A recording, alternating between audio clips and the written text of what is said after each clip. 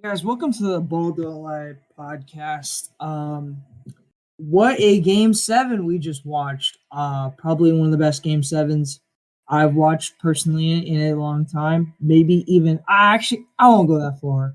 Um, Not better than 2016 game seven, but a brilliant performance from both sides. But in the end, the Bucks prevail 115 to 111 over the Nets. Just a crazy game overall with some big shots from both teams. Darian and Hudson, what's y'all's thoughts? All right, so the Milwaukee Bucks, as I predicted, make the finals. There's no way they lose to the Hawks.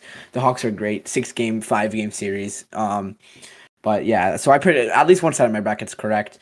So the Bucks, this was the best game seven, since Toronto versus Philly. Yeah, because last season I think there was only two. It was Utah, Denver. Like that was like cool, and then Denver Clippers. Like it was nice, but it was like also like at the end was a blowout. But whatever. It was a really good game. Durant hit a tough shot. Steve Nash made a couple mistakes. Never have I ever watched a game where the team decides not to take the timeout and they score. Like I can't recall it. Like even if it has, it's like a 10-1 ratio where you score there. You have a timeout for a reason. Use it. Get your players rest.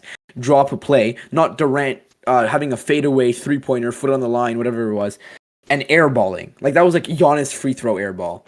Um, but the Bucks deserve this a lot. Suns Bucks finals is my assumption, considering Kawhi's out. It's a finals that not many people expected. I expected one side of it. I think it's a 7 game series. That's a good series right there. Two big men. Um, and then some good guards, some really good. The Bucks match up well with the Suns. I'm gonna be honest. I don't know who's gonna guard Giannis on the Suns. I guess they just build a wall. But yeah. Also, Kemba Walker got traded. I think you guys will eventually talk about that. Um, but yeah, a lot of things happened in the NBA. But the most important thing is that KD failed, and KD failing, next to PG failing, is one of the most important things that can happen in my life, other than LeBron succeeding. So I'm glad the Bucks won, even though it gave me like 5 minutes of cardiac arrest, the overtime. But yeah, this was an amazing game. I'm glad the Bucks prevailed. I'm glad Giannis gets to the conference finals again. Hopefully, he doesn't uh, get shit on by Marc Gasol this time. But luckily, there's no Marc Gasol on the Hawks. Hopefully, the Hawks beat Philly. But yeah, great game. Uh, Now you guys go. I'm gonna head out. All right, I'll go before you, Hudson. As I mentioned, probably one of the best game sevens I've watched since 2016 NBA Finals. I mean, just back and forth, excellent defensive possessions on both sides. Durant and Giannis going back and forth. Bruce Brown coming up with clutch boards over and over and over and over. But in the end, that shot by Durant was crazy, but Drew Holiday really came clutch for the Bucks in that fourth quarter. He could not hit a shot, and he hit some big jumpers in the fourth quarter. And Middleton came up clutch too. He had a bad game too, and he started to catch fire. That turnaround fadeaway ended up being the game winner. Just a big game for the Bucks, and they needed this one because Durant was going crazy, and I had a feeling that it might be a recap of Game Five. PJ Tucker was in foul trouble. Drew Holiday was in foul trouble, but they fought through it. And Giannis, man, we have criticized this man so many times for coming up short in the mini me. And he came up big time. He came up clutch big time, big buckets, big defensive stops. Even though he didn't guard Durant, um, Brooke Lopez with that clutch block in overtime. Just great, excellent team defense, and they did it, man. They beat Goliath. Even though even though the Nets didn't have Kyrie Irving, but just a big game in general. One of the best game sevens I've watched in a while, and hopefully we will see a good conference finals. It's yet to be determined whether it will be Sixers Bucks or Hawks Bucks, but I think it'll be really good series either way. Um, and we have Game Seven tomorrow of that uh, matchup, so maybe we'll do a recap for that too. But excellent game. Hudson, go ahead. Yeah, I don't want to predict it that it'll be a Nets Sixers Eastern Conference Finals matchup because we all predicted that the Sixers would easily win Game 5, but we saw that that wasn't true. And I don't really want everybody going off about being the Bucks fans and all, but I had a feeling that this team could easily, I'm not going to say easily at all, but get past this Nets team, and it's mainly because, or I guess when nobody really saw the Harden and Kyrie injuries coming. Harden was never 100% throughout the whole entire series, as he didn't even play in the first couple games, basically. And Kyrie was out for the last couple games. And I think that if Harden and Kyrie were both 100% the whole entire series, it would definitely be over by now. I think that we definitely could have seen the Nets already in the Eastern Conference Finals.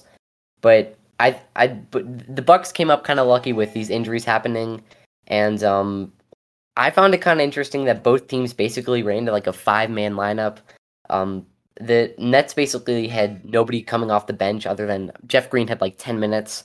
And the Bucks basically had a 6-man lineup with Connaughton, the only one basically coming off the bench. He had 9 points. He was hitting some big time shots. But everybody was playing basically 50 minutes, and I think that the Nets should have called timeout. Like Darian said, you have a timeout. This is literally what it's used for, to give your players a break and to call up a play. And if you're in Game 7 of the East semifinals in overtime with 10 seconds left, that's like literally the most obvious time to call a timeout. And I know that nobody's going to say fire Steve Nash, but I can only imagine the situation Budenholzer would have been in if he was in that same situation where he didn't call timeout. But we just saw how tired and the dedication KD put into that game. Just left it all on the floor. 53 points with 48 points. 53 minutes with 48 points. Harden also played 53 minutes. Like I said, he was never 100%. He was 2 for 12 from 3, but he still had 22 and 9 assists and 9 rebounds. But I think everybody left that on the floor. Both teams playing good defense, and I would say that this Nets team, I think, going throughout the series, they could have. I mean, we know that they were playing decent defense throughout the series. They held the Bucks to. I say held because, of course, their defense and the Bucks offense. It doesn't matter. It doesn't match up too well. But they held them to 104 points in Game 6. They held them to 108 in Game 5, and then 107 in Game 4. But I think that Kyrie and Harden being not 100% / out for half the series was definitely the biggest factor. But KD just left it all on the floor, and I think that I think that the Nets are going to be able to come back definitely fully healthy next season and make a statement for themselves, possibly make it to the Eastern Conference Finals. Yeah, as for Giannis, man, like he needed this one badly. All the doubters were, talking about him, and he got the job done. I'm really happy for Giannis because for years we've watched him get criticized over and over and over for not being able to finish, and finally he gets to the Eastern. Well, he's back in the Eastern Conference Finals with a chance to make it to the NBA Finals. I think they will. But we'll move on to the next bit of news. I guess we can finish that real quick. Kemba Walker getting traded yesterday. I won't go through the details, but but the basic details: Kemba in a first for Horford and Moses Brown, basically in swap seconds. But good trade for both teams. I think it's a win-win on both sides, but there isn't really much else to say, I guess, for this trade. Other than the fact that Kemba Walker might be shipped. He's not playing a game in OKC for sure. He's definitely getting shipped out, but it's a win-win for both sides, I would say. What about you, Hudson? What you think? Yeah, I could say that it's definitely a win for both sides. I mean, at first it looked like it was possibly definitely an L for the Boston Celtics, but like after looking into the details, we see that Moses Brown could turn into a really good player. Of course, had that insane stat line versus Boston earlier in the season. Al Horford, I think that he definitely could. I don't think that he's fully washed, as people would say. I think that he could definitely put some points and rebounds onto the court still. I'm not really sure what Stevens, or I guess not Stevens anymore, whoever they hired head coach, is going to put into the starting lineup. I'm guessing it could be rotation. Like, I personally think it could be starting lineup like Pritchard, Jaylen Brown, Jason Tatum, maybe like, I don't even know, possibly Horford and Robert Williams or something, that have Smart come off the bench with Moses Brown, or maybe they put I don't really know what they do yet, but Hudson, it's probably okay. What I assume is going to happen is they're going to bring in a playmaking point guard, and then have Smart that guard, Brown, Tatum, and Horford. Or you run a lineup of where you have Smart at the 1, Brown, Tatum, Horford, and Robert Williams. I think that's your best option. I'm not sure. It's going to be interesting what happens. yeah, exactly. Yeah, exactly. Because I think the next order of business, though, is to find a head coach for Boston. And again, we've talked about head coaching hires and fired. We talked about in the last episode. Boston, what I've seen is calling a second interview for Sam Cassell, one of the Nets coaches, and someone else. I forgot. So I wouldn't be surprised if a hire happens very quickly. It's going to be very interesting, though. But that should be the next move for Boston. Yeah, it looks like Brad Stevens wasting no time as the president of operations. Wasting no time, yep. Yeah, just went full on. Didn't even decide to hire a head coach first, but I think that that's definitely the next move. I don't see them making another move without a head coach first. Yeah. But yeah, he just wanted to get Kemba shipped off quickly, and the Celtics don't have another pick in this year's draft other than maybe a second, right? Second, yeah, we do not have a first, but honestly, I don't mind getting rid of that first, to be honest, because it was getting rid of Kemba Walker. I don't have a problem with it. Yeah, but exactly. anyways, yeah. A reason why Boston also won was getting rid of the money. Yeah. We can talk about the Clippers, I guess, and the Suns. So Chris Paul is going to be out for Game 1 tomorrow. And the Clippers somehow made it to the conference finals for the first time in 51 years, in their 51-year history. And Paul George and Terrence Mann, they went crazy last night. But in terms of predictions, I'm going to say Clippers in 6. I really like this Clippers team. I think they have great depth and versatility. And if they run here's the problem. I was listening to Scott Van Pelt and what's his name?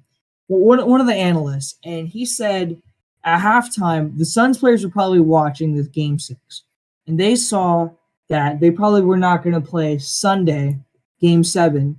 They were not going to play They were not going to play on Sunday because the Clippers were down by 22. So they would probably turn off their TVs and probably were like, all right, we're probably going to, wait until like next Tuesday.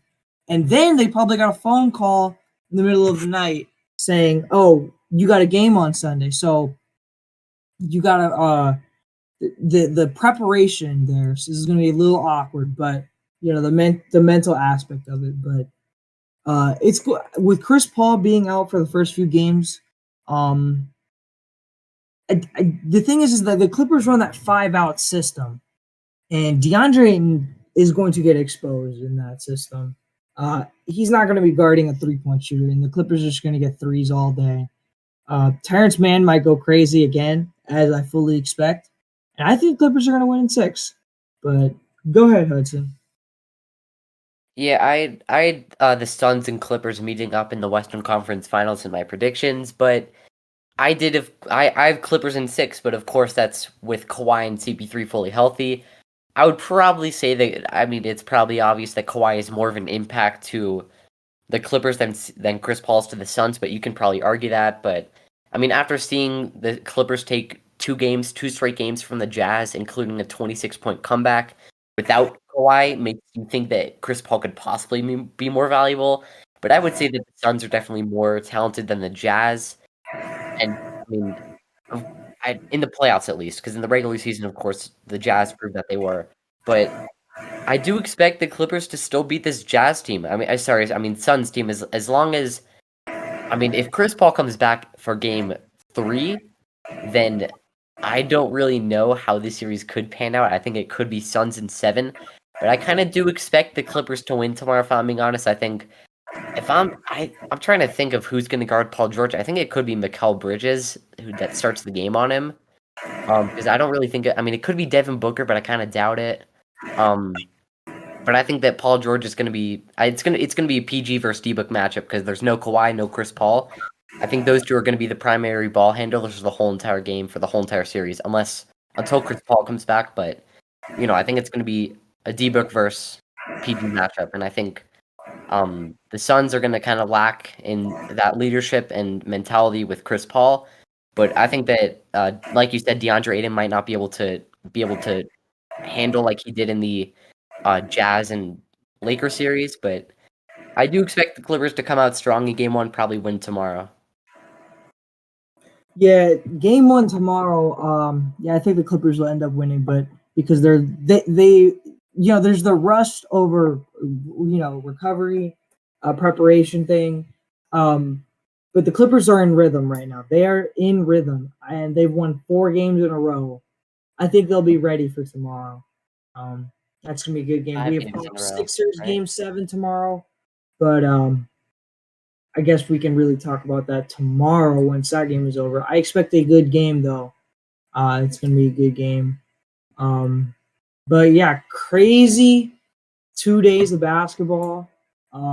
In terms of news and Game 7 tonight. But looking forward to these conference finals. We will have the Eastern Conference Finals start on Wednesday, I think. So yeah. Thank you guys for listening and watching. Make sure you guys subscribe to our socials. And with that in mind, see you guys next time. Peace out.